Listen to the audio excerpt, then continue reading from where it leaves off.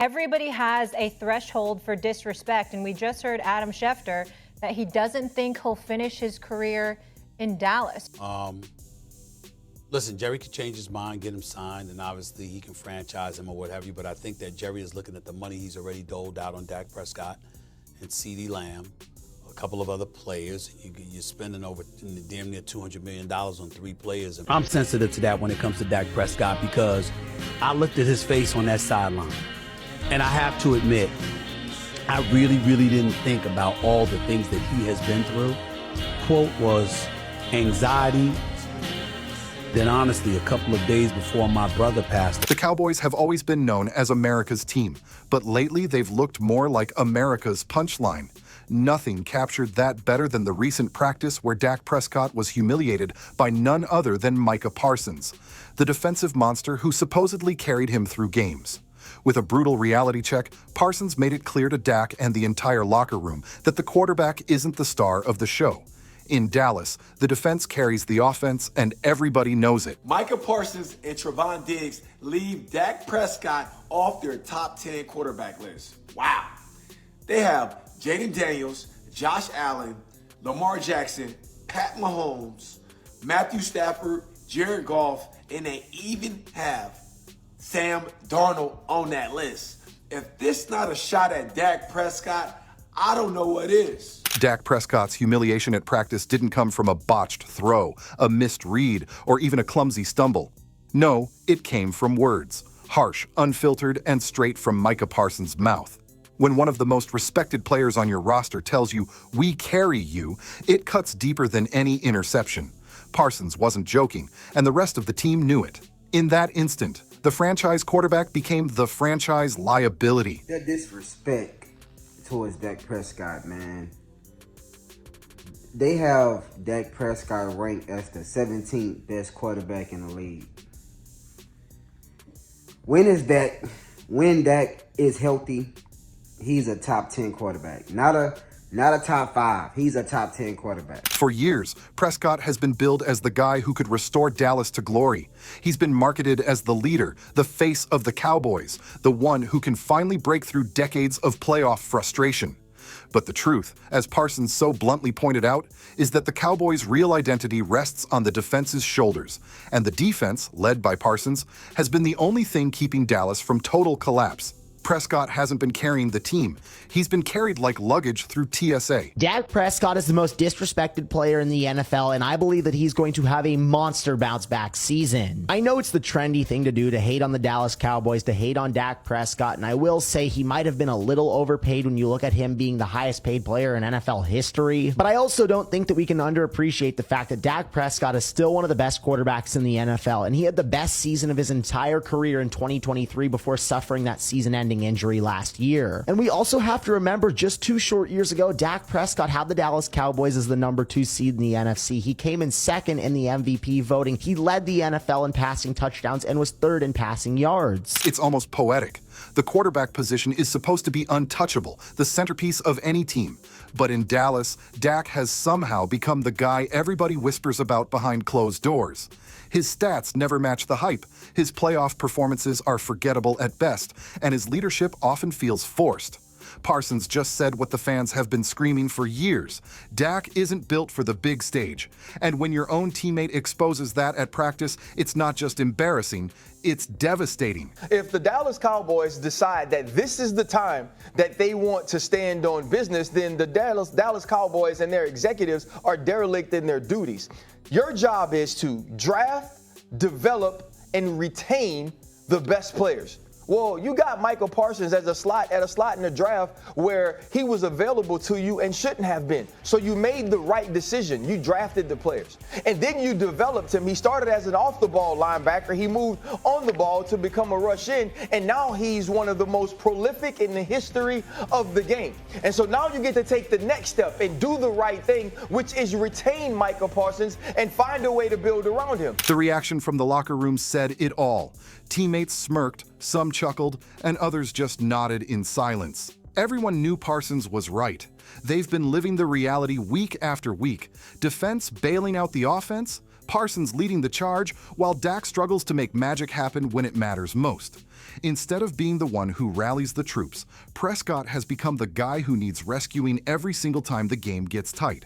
That's not leadership, that's dependency. I would make the case that this is now the best receiving core that he's ever had in his entire career, with CeeDee Lamb, who's a top 5 receiver in football, George Pickens, who's a huge addition to this team this offseason, and Jake Ferguson, who's also an excellent tight end. I understand that this is a brutal division with the Eagles and Commanders, and nobody expects anything of the Dallas Cowboys, but I believe that Dak Prescott is going to have a monster bounce back year. The Cowboys front office must be squirming. They've invested years and millions into Prescott, hyping him as the savior of Dallas. Yet here comes Parsons, casually dismantling that entire narrative with one savage line at practice. And the worst part? Fans believe Parsons. Every highlight reel of Parsons terrorizing quarterbacks makes his words sting even more. He's the one dragging this team forward, while Dak is often the reason they're dragged backward. Backed yourself into this corner. A corner, by the way, that you backed yourself into with Ezekiel Elliott. A corner you backed yourself into with CeeDee Lamb. A corner you backed yourself into with Dak Prescott. So why now, today, with this player, do you take this stand that because the agent is involved, or because you can't come up with the deal that you think the player should take, you are now not even having conversations? This isn't the first time Prescott's status has been questioned, but it might be the loudest. When your star defensive player calls you out publicly, even if it's just practice, it becomes impossible to hide the cracks in the foundation. Jerry Jones may try to spin it, coaches may try to downplay it, but the truth is already out there. The Cowboys aren't Dak Prescott's team anymore. They're Micah Parsons' team, and everyone in Dallas knows it. This all started at this year's Super Bowl when Jerry said, quote, "I wouldn't have signed Dak, the highest paid player in the NFL, if now wasn't when we wanted to win. This is a real shocker to be here at the Super Bowl and not have the Cowboys here. I didn't plan on that when I made that agreement with him." Then soon after that, he traded for the Patriots' backup quarterback. Except Milton isn't your normal backup. He's one of the highest upside young backup QBs in the league. Think about the humiliation factor. Prescott isn't some rookie getting hazed. He's a veteran, supposedly the leader, the one who should command respect. And yet, he's the one being checked like a backup quarterback who stumbled into the starting lineup by accident. It's not just Parsons' dominance on the field that makes the jab sting, it's his credibility. When Micah Parsons says something, people listen because he backs it up every Sunday. Prescott, on the other hand, has been backing up excuses. Stephen A., if I'm going to pay a guy $40 million a year, he's going to have to be a part of the culture being a good thing, not something that my organization and the rest of my locker room has to overcome. So I can pay a dude 40, I can pay a dude 60 that can't get it done, but I'm having a problem playing a brother 30 to 40 who does. And Micah does deserve a big contract. Slater got one. I'm not denying that. The media is already feasting on the story, and it's easy to see why. Cowboys drama is always good business, but this one feels like a turning point. The public narrative has shifted. Dak Prescott isn't the guy anymore. He's the quarterback who gets carried by his defense, and no amount of carefully scripted press conferences will erase the fact that the most dominant player on the roster put him in his place in front of everyone. And oh, by the way, if I'm Jerry, I'm like, yo, I gave you CeeDee Lamb, all right? I gave you George Pickens. You know he's entering a contract year. What's up? You know, you got the weapons now. No excuse there. Handle your business. That's how you get focused. By literally focusing on where the money resides, okay? That's what you do. For Prescott, the humiliation isn't just about pride, it's about legacy. Stats doesn't just judge quarterbacks in Dallas, rings judge them. Roger Staubach, Troy Aikman, those names are carved in stone. Dak, meanwhile, is shaping up to be remembered as the quarterback who couldn't get it done, who had all the hype but none of the hardware. And now, thanks to Parsons, that reality has been spotlighted with brutal clarity. Cowboys fans are left in an awkward position. Many still want to believe in Dak, still hope that he can turn things around.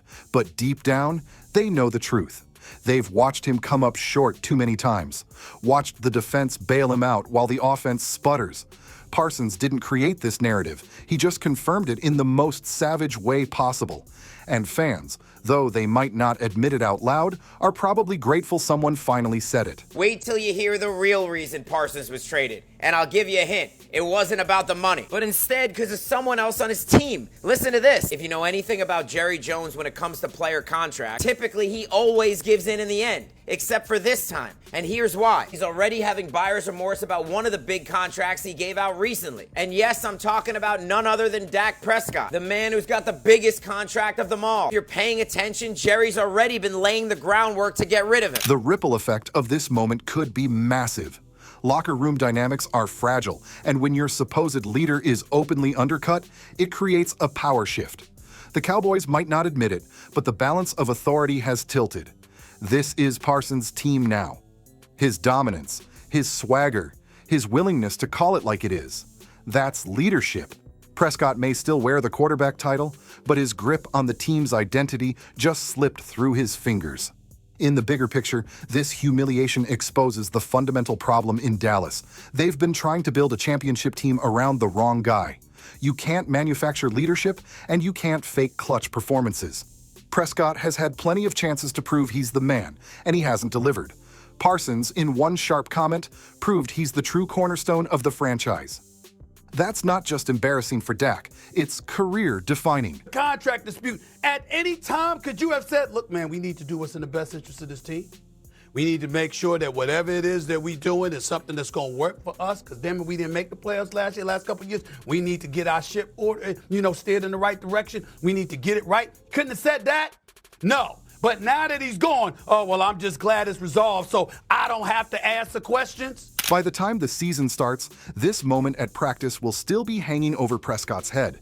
Every interception, every missed opportunity, every time the Cowboys' defense has to save the day, it'll all circle back to Parsons' words.